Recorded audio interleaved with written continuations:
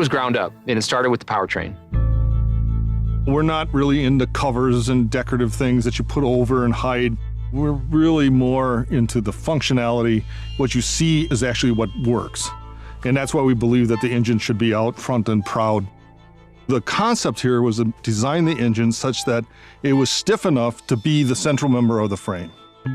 Which gave us the opportunity to make the whole motorcycle lighter. And that, as a designer, allows you incredible flexibility because you're not stuck to a frame. You can actually design from the engine out. It's shaped so that you can take high-speed turns and really get a grip on it. From a dynamic standpoint, the weight needs to be low and it needs to be in the right places. How do we optimize our frame weight to get the stiffnesses we need? There's so many areas that have to come together to make this thing work right. It's really the definition of a massive team effort. Once we started putting people on them, then we had the problem that everybody in the company wanted to get on them. At our Arizona test facility, we built a whole new section just for testing off-road adventure touring bikes. We developed 9 different criteria that we look at for off-road development, dirt roads, how the bike behaves, how it slides, how it doesn't, where the grip is, where it isn't. So all the road bike knowledge that we had just came on top of that. We spent a lot of time and effort to make sure that the bike really did everything.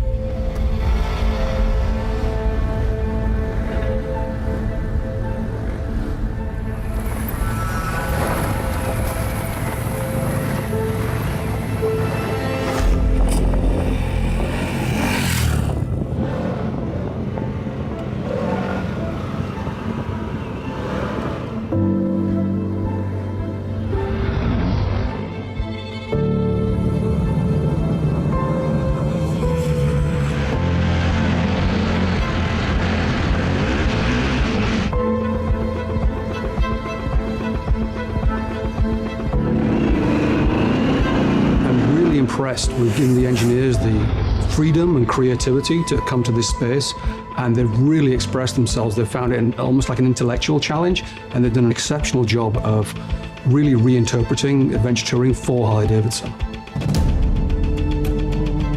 This powertrain is a home run for us. This bike has a top speed of 135 miles an hour with cargo. Crazy competent on the road. Carves switchbacks like a full-fledged street bike. You know, so hot off the line that people are gonna have to use glue to hold onto the handlebars. This is a new genre for Harley-Davidson. We plan to build upon this platform going forward. A product that's coming out very soon, the 1250 Custom Cruiser. It's got a fistful of torque and power, just like the Pan America. The suspension system has got top-of-the-line balance-free forks with semi-active top-of-the-line damping, a balance-free rear cushion with also semi-active damping control, as well as the adaptive ride height. So adaptive ride height is a first for the motorcycle industry. It lowers the motorcycle as you come to a stop, which makes it much, much more confidence-inspiring for anyone. And then once you take off, the system automatically builds up pressure and pumps itself back up to your normal height. I spent a day on a regular Pan America with regular suspension. I had then hopped on an adaptive ride height bike that I had to do some other work on. And that was the moment I was like, oh, wow, yeah, this is a game changer. People are gonna love this. With a push of a button, I can make it a very sporty bike. If I wanna make it a Luxo cruiser, I can do that too. I feel what sets us apart is the way that Harley does customization. We've thought of everything. Titanium exhaust, lightweight materials that are durable. We partnered with Michelin on our knobby tires, the auxiliary lights, for that nighttime riding or for the canyon riding. We offer guards for those rugged terrains. We offer 3 different luggage solutions. Our sport luggage, docking mounts right on the vehicle. The aluminum luggage for those off-road riders that are camping. It's all about maximizing space. Soft luggage bags for those ultra rugged adventures. What we do is try to balance out from a look standpoint as well as the functionality of it. P&A is a must-have for Harley-Davidson as a whole because that's part of our DNA is customization and being able to, provide things for our customers to be able to improve the bike and their experience. The finishes are matte sheen, they got texture. We went with powder coat because it's durable. We really wanted to design and develop something really tactical and functional for this consumer and rider.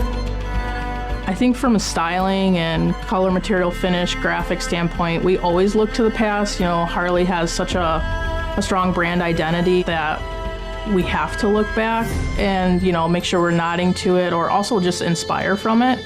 I mean, Harley-Davidson is known for these great leather jackets and our great leather technology, but the adventure touring rider is different. In order to hit the ground running with really compelling product that met these customer needs, we had to partner with someone that had the right experience. So working with Revit, they are at the top of the list. They are experts in this field. They make fantastic riding gear. Gloves, helmets, boots. We offer from head to toe to fingertips everything that they're gonna need. This is gonna be all the gambit of weather. This is gonna be a whole gambit of terrain.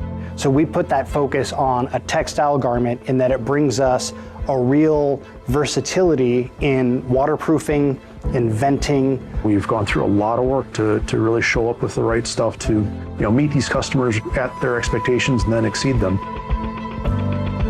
It's this great combination of product design and transportation design and Harley-Davidson design.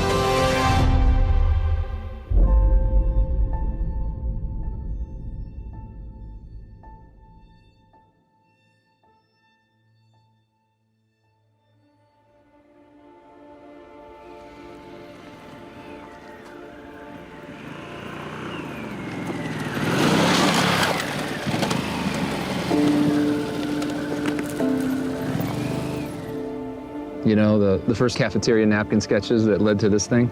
Long journey, thinking about the history of the company and kind of creating the missing link, if you will.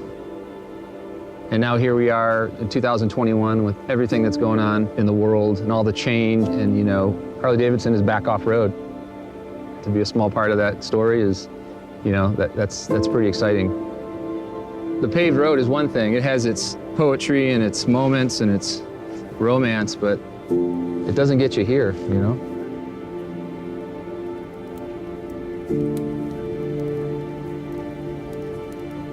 Thanks for showing me around your neighborhood. Anytime. These bikes were phenomenal. They really were. So how was Kenya? How was riding a Pan America in Kenya? It was great. I mean, I rode it non-stop for a few hours into a rainstorm, into the heat. Yeah. Gravel, off-road sand, all the riding modes, and it was really fantastic. Even at night, in that landscape, you have elephants and giraffe and everything showing up at the same time. Incredible. No, it was quite amazing. After a couple of days, get to know the bike, and it's just, for the power it has, it's incredibly agile. Yep. It's a proper Harley machine that you ride through thick and thin. I thought, the last couple of days, just the more I rode it, the smaller and smaller the bike became. It does. It just feels lighter and more agile, and you just gain confidence because it's very forgiving. Ride modes just compensate, make you feel like you're a much better rider than you are. It's a very sleek bike. I mean, it really is. Yeah. And it's the first adventure touring bike made in America. It is. Yeah. This bike does everything. This is the start. We have great plans to expand on Pan Am and lots of innovation waiting. This is just a launch into a whole new dimension for the company. Yeah. Well, cheers to a great day. Thank you so much for showing me those incredible trails. It was fun. We rode quite a distance. Yeah. I mean, we had proper touring, but then just off the beaten track, and it's just a natural expansion from Grand American touring into off-road touring. To me, it's part of the history, it's part of the legacy, it's part of the DNA of Harley-Davidson. And you've got to innovate, but you preserve the past as well. And that's what Harley-Davidson has always done so well. It's true. That's what we're doing with this incredible bike, I think it's ready. What do you think? I think it's ready, absolutely. So let's do this to the world. Cheers, man. Let's do it. So, Jochen, you brought your guitar?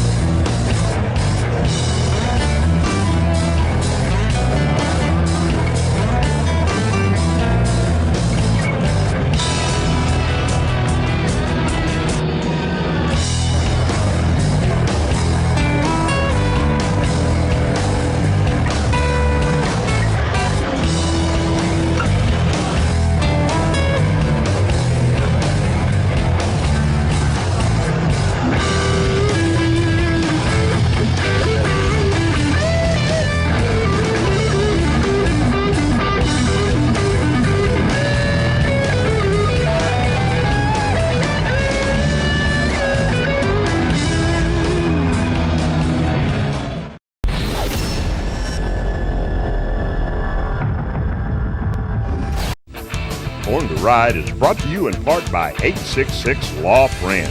Ride safe, ride smart. Offices in Palm Harbor.